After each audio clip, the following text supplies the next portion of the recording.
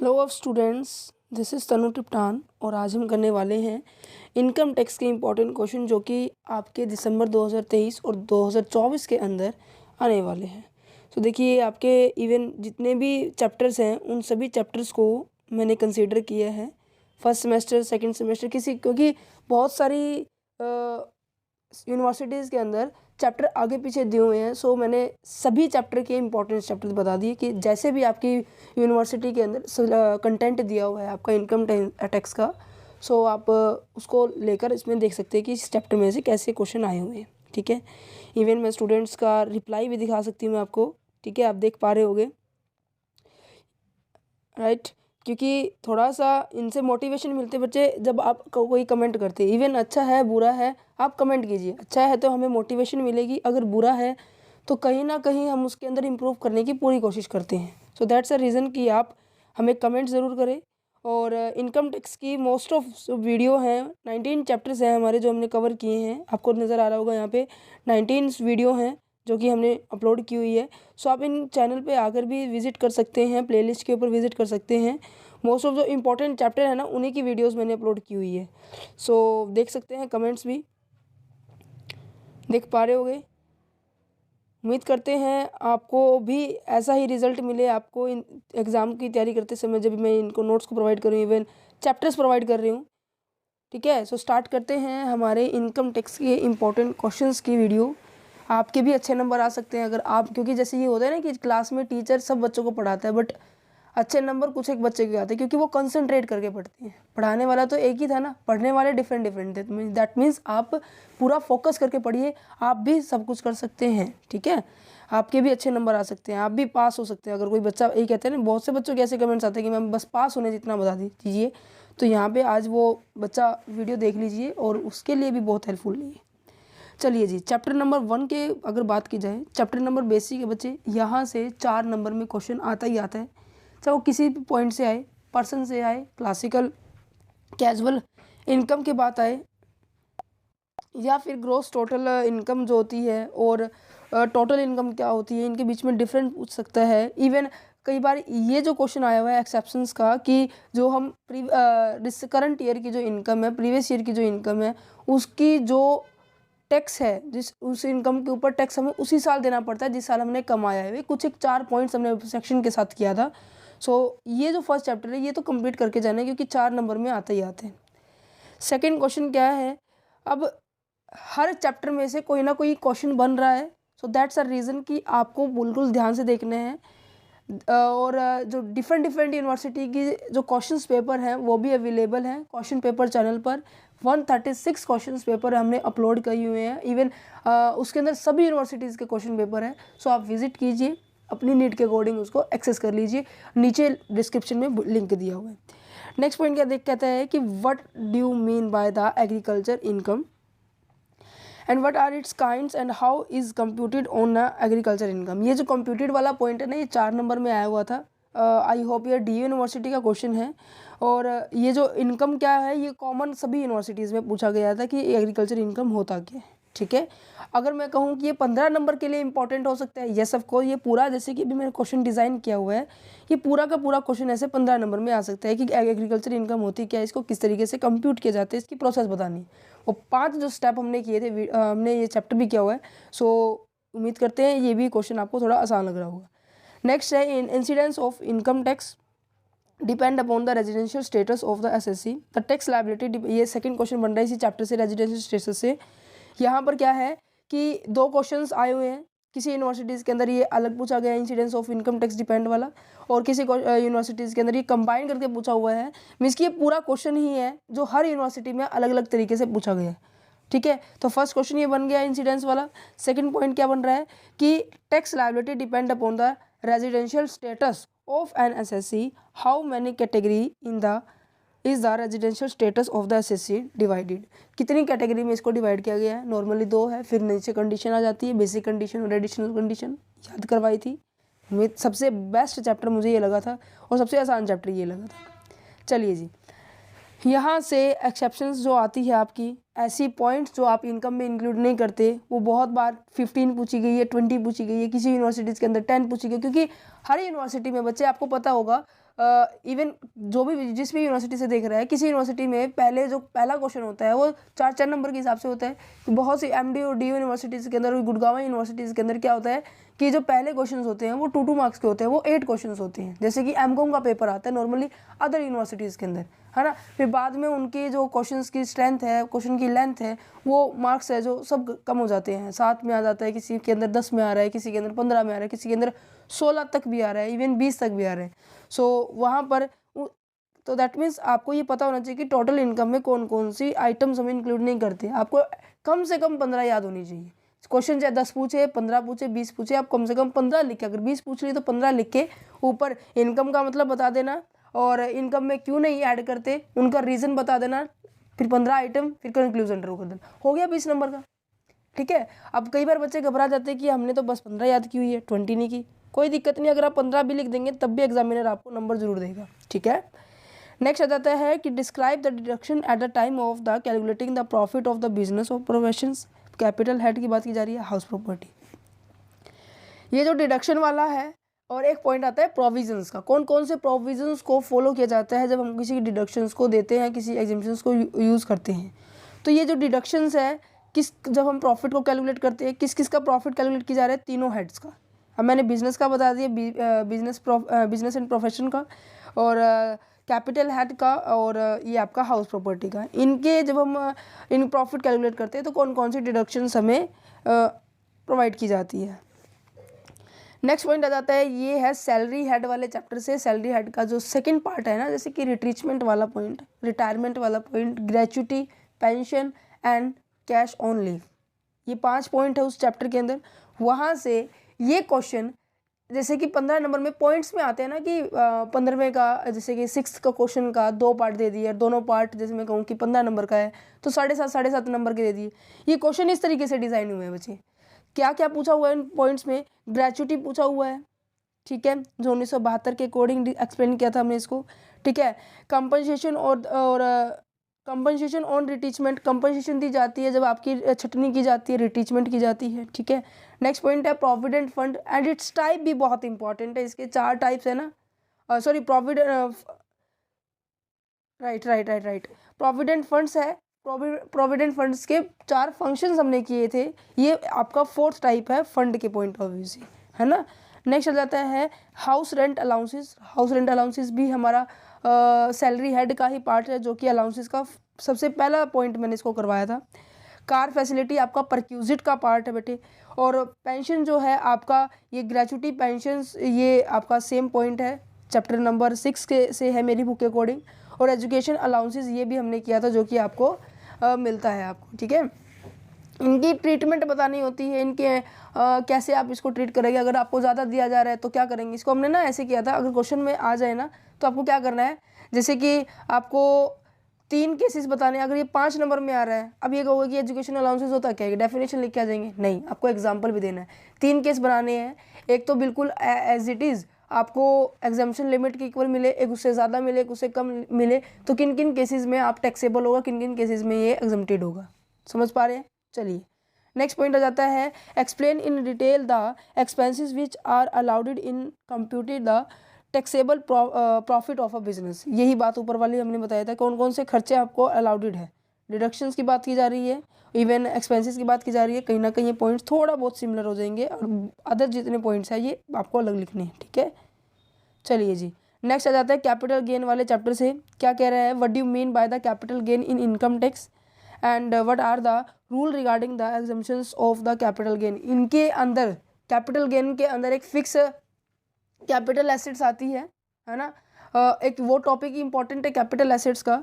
और इसकी एग्जम्पशंस जो कि 54 सेक्शन 54 जो आपको अलाउड किया जाता है, सेक्शन 54 के 11-12 पॉइंट्स जो कि हमने बहुत अच्छे से किए थे, राइट। सो आप उनको कर सकते हैं इन वीडियोस की हेल्प से। अगर हाँ, अगर कोई बच्चा इन इम्पॉर्टेंट क्वेश्चंस के नोट्स को लेना चाहता है तो वो भी ले सकता है। नोट्स दैट मीन्स ये PDF जो मैं अभी करवा रही हूँ, इस PDF को लेना चाहता है तो वो भी आप देख सकते हैं, ले सकते हैं। ₹5 ओनली, लिटिल अमाउंट चार्जेस किया जा रहा है आपकी बार। ठीक है। सो आप अगर आप लेना चाहते हैं तो व्हाट्सएप नंबर, ईमेल ID सब डिस्क्रिप्शन में है, तो वहाँ पे कांटेक्ट कीजिए, टीम आपको जल्दी ही कंसर्न करेगी। ओके। चलो जी नेक्स्ट क्या लिखा हुआ है, what deductions are allowed from annual value in computing the taxable income from the house property? This question is a very important and repeated questions in every university. Okay, so focus कीजिए इस question के ऊपर कि कौन कौन सी deductions allowed होती है annual value को कैलकुलेट करते वक्त। हाउस प्रॉपर्टी वाला चैप्टर भी बड़े इंटरेस्टेड वे से किया था, आप वो भी वीडियो देख सकते हैं। मैं कह रही हूँ मैंने मोस्ट ऑफ जो वीडियो हैं वो अपलोड की हुई है जो इम्पोर्टेंट्स है। बस ये जो एक दो चैप्टर रहते हैं वो भी हम जल्दी ही अपलोड करेंगे जैसे ही हमें टाइम मिलेगा, ठीक है, क्योंकि अभी फ़िलहाल हम ऑडिटिंग की बुक्स को कवर कर रहे हैं। चलिए जी, नेक्स्ट क्वेश्चन पहुंचते हैं। Question number 10। क्वेश्चन नंबर 10 क्या कहता है? In what circumstances is the income of one person treated as the income of the other.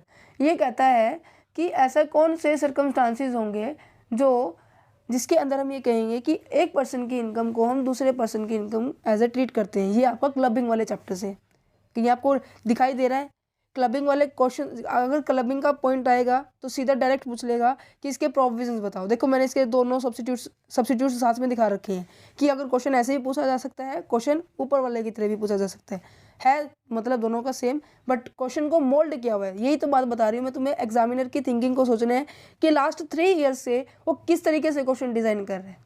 That's the reason कि मैं आपको सजेस्ट कर रही हूँ कि आप क्वेश्चन पेपर वाले चैनल पर विजिट कीजिए। पिछले 3 से 4 सालों के क्वेश्चन पेपर जरूर देखिए, सब क्वेश्चन पेपर अवेलेबल हैं वहाँ पे, ठीक है। इवन आपको वीडियोस नहीं है तो शॉर्ट्स अवेलेबल है, शॉर्ट्स नहीं है तो कहीं ना कहीं आपको पूरी 23-24 मिनट की वीडियो मिलेगी जिसके अंदर 2018 से लेकर 2022 तक के क्वेश्चन पेपर पर्टिकुलर सब्जेक्ट के हमने अपलोड किए हैं। सो दैट्स अ रीज़न कि आप उनको देख के अपनी बहुत अच्छी तैयारी कर सकते हैं। नेक्स्ट क्वेश्चन है, इसकी कोई वर्डिंग चेंज नहीं हुई है। इवन आपकी कोई भी यूनिवर्सिटी है, ठीक है, हरियाणा की यूनिवर्सिटी है, पंजाब की यूनिवर्सिटी है, यूपी की यूनिवर्सिटी है, बहुत सारे बच्चे कमेंट्स करके बोलते हैं कि मैम क्या ये हमारी यूनिवर्सिटी के लिए भी यूज़फुल है वीडियो? येस ऑफ कोर्स, ये सभी यूनिवर्सिटीज़ के लिए, ठीक है, क्योंकि जो सब्जेक्ट कंटेंट है आपका सेम रहने वाला है। इनकम टैक्स पढ़ ले या फिर इनकम टैक्स लॉ पढ़ ले, दोनों का मोस्ट ऑफ सिलेबस सेम है। थोड़ा बहुत ऊपर नीचे है, उनके लिए भी जो एक्स्ट्रा क्वेश्चन आ रहे हैं उनकी मैंने नीचे PDF प्रोवाइड की हुई है, ठीक है। चलिए 12th क्वेश्चन देखिए, इन अदर सोर्सेज वाले हेड से है। मोस्टली वैसे इसमें से देखा जाता है कि यहाँ से प्रैक्टिकल क्वेश्चन आता है, बट एक यूनिवर्सिटीज़ के अंदर यहाँ पर एक 2 थी, पता नहीं 3 थी, वहाँ पे ये वाला क्वेश्चन कॉमन था। क्या कह रहा था? Describe any 10 items of the income which can be including under the head income from the other sources. ऐसी आइटम्स बतानी है जो कि हम इंक्लूड करेंगे, ऐड करेंगे जब हम अदर सोर्सेज की इनकम को, प्रॉफिट को कैलकुलेट कर रहे हैं, तो वो आइटम्स बतानी। क्या कुछ एक जो क्वेश्चंस आपको कॉमन लग रहे हैं? मोस्ट ऑफ आइटम्स पूछी गई है, मोस्ट ऑफ डिडक्शंस पूछी गई है, मोस्ट ऑफ प्रोविजंस पूछी गई है। अभी 3 चीज़ों के ऊपर कमांड चल रही है ना। चलो बढ़ते हैं आगे। अगर मैं बात करूं मोस्ट ऑफ बच्चों की जो बुक्स के अंदर है, अदर सोर्सेज वाला है जो चैप्टर है वो आपका लास्ट चैप्टर है IOPF 14 setup and carry forward वाला चैप्टर जो कि 14 चैप्टर है। अगर आप वहाँ अगर किसी यूनिवर्सिटी के अंदर इतना सिलेबस है तो आपके लिए इनकम फ्रॉम सैलरी प्रैक्टिकल के पॉइंट ऑफ व्यू से, income from the house property practical point of view से, income from the other sources practical point of view से, यहाँ पर ये क्वेश्चन, ये चैप्टर जो है प्रैक्टिकल के पॉइंट ऑफ व्यू से इंपॉर्टेंट है। अगर थ्योरी के पॉइंट ऑफ व्यू से वेरी वेरी इंपॉर्टेंट बताऊं तो यहाँ पर set of and carry forward वाला, क्लबिंग वाला चैप्टर जो इंपॉर्टेंट है, चैप्टर नंबर 2, चैप्टर नंबर 3 और सैलरी हेड का ये आपके जो छोटे छोटे पॉइंट्स हैं ना जिनकी हेल्प से आप प्रैक्टिकल सोल्व करेंगे, ये चैप्टर्स इंपॉर्टेंट है। ओके, अब बढ़ते हैं जो आपके अलग यूनिवर्सिटीज़ के अंदर, मैं वही बात कह रही हूँ कि किसी यूनिवर्सिटीज़ के अंदर ये सिलेबस सारा एकदम से दिया हुआ है, किसी में अलग अलग दिया हुआ है। सो नेक्स्ट देखते हैं जो हमारा डिडक्शन वाला चैप्टर है, इनमें से कौन कौन से क्वेश्चन जो हैं इंपॉर्टेंट बन रहे हैं। सबसे पहले क्या लिखा हुआ है? Provisions of deduction under section 80C to 80U। What is the basic difference between the deductions and the exemptions? This is a common question and very important question।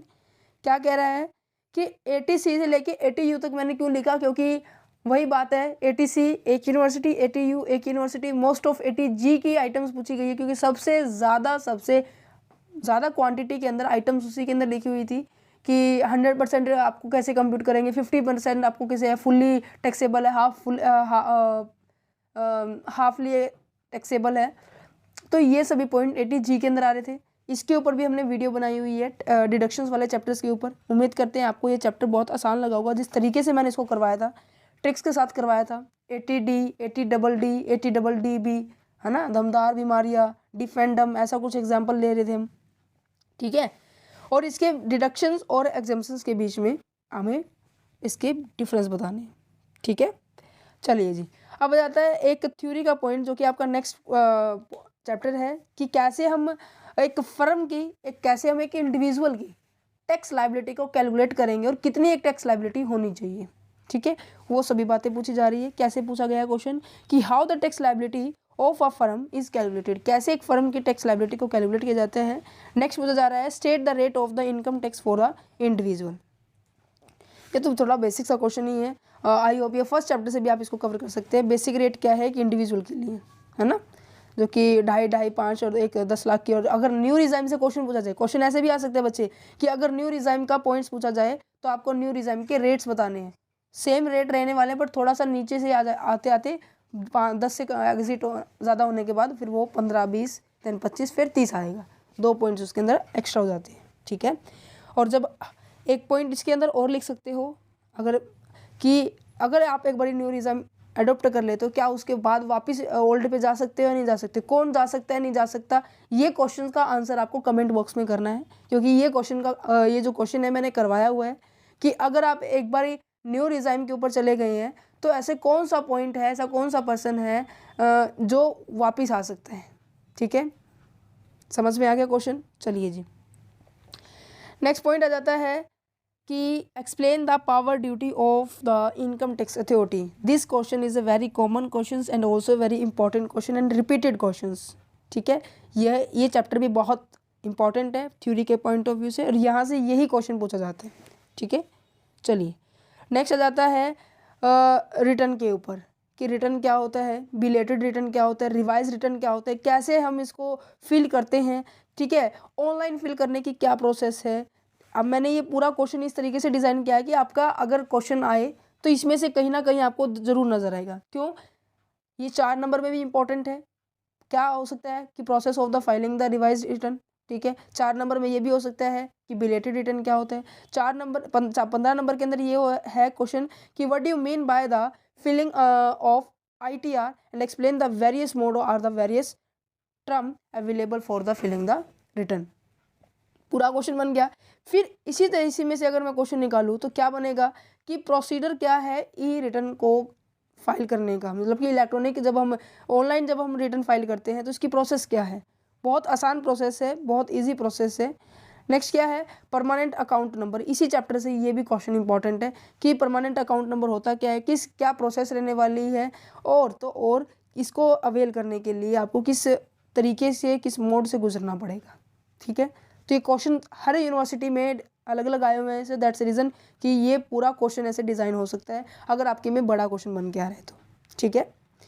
Next question आ जाता है type the briefly the procedure for filing an appeal to the appellate tribunal against the order of the commissioner. जैसे ये question कहाँ से है, appeal करने वाले क्वेश्चन से है, कैसे आप अपील करने वाले हैं। यहाँ पर 4 पॉइंट्स आते हैं, appeal to commissioner, appeal to tribunal, appeal to high court, appeal to supreme court. इनके ऊपर क्वेश्चन बनता है।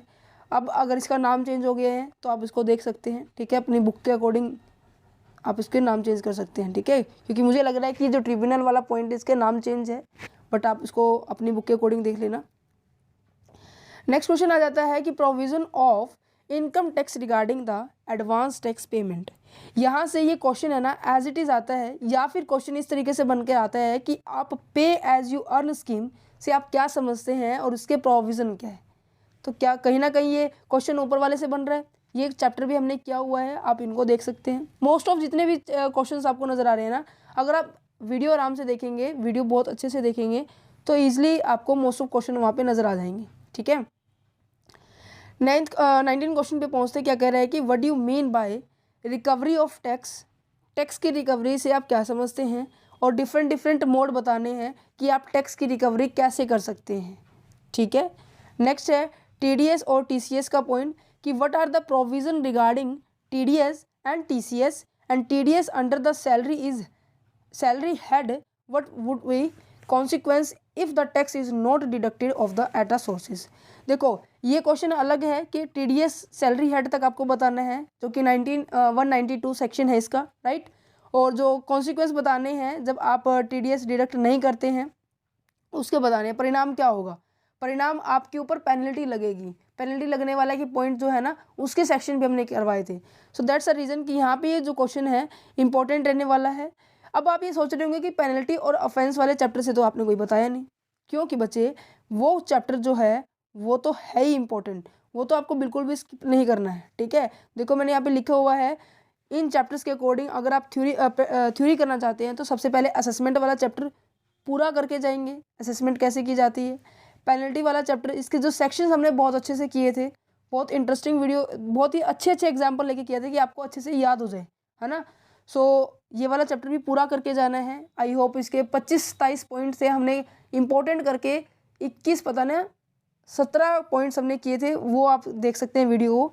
देन उसके बाद आता है ऑफेंस एंड प्रोसिक्यूशंस के ऊपर जो चैप्टर है ये भी इंपॉर्टेंट है। देन उसके बाद है अथॉरिटी वाला चैप्टर, इनकम टैक्स अथॉरिटी की ड्यूटी पावर के ऊपर क्वेश्चंस आता है, ठीक है। ये हो गया थ्योरी के पॉइंट ऑफ व्यू से। अब मोस्ट ऑफ जो ये सेकंड सेमेस्टर की जो सिलेबस है, सेकंड सेमेस्टर का जो कंटेंट है उसमें से थ्योरी ज़्यादा आती है, वहाँ से दो ज़्यादा से ज़्यादा 3 प्रैक्टिकल आते हैं। मेरे हिसाब से 2 ही प्रैक्टिकल आने चाहिए। एक तो असेसमेंट ईयर की इनकम टैक्सेबल इनकम कैसे कैलकुलेट करेंगे, और दूसरा फर्म की इनकम कैसे कैलकुलेट करते हैं, जो कि मैंने आपको यहाँ पे थ्योरी के पॉइंट ऑफ व्यू से बताया था। यहाँ पे बताया था, देखो यहाँ पे बताया था how the tax liability of a firm is calculated, right. So उम्मीद करते हैं जो ये इंपॉर्टेंट क्वेश्चन की जो वीडियो है ना ये बहुत ज़्यादा हेल्पफुल रहेगी आपके लिए। और ये जो है आपके पास शॉर्ट क्वेश्चंस जो कि 4-4 नंबर के लिए इंपॉर्टेंट है, नज़र आ रहा होगा, ठीक है। TDS क्या होता है, बिलेटेड रिटर्न क्या होता है, सेल्फ असेसमेंट क्या होता है, ये जो बाकी के जो शॉर्ट क्वेश्चंस हैं इनको आप PDF से देख सकते हैं। अगर आप PDF लेना चाहते हैं तो डिस्क्रिप्शन में व्हाट्सएप नंबर और ईमेल आईडी गिवन है, सो आप वहाँ कॉन्टेक्ट कर सकते हैं, आपको पूरी PDF मिल जाएगी, ठीक है। अगर आपको कोई नॉर्मल जनरल डाउट है, क्वेश्चन है, तो आप कमेंट बॉक्स के अंदर क्वेश्चन कीजिएगा, ठीक है। हम आपको वहाँ पे ज़रूर रिप्लाई करेंगे। Thank you for watching this video, have a nice day and all the very best for your exam.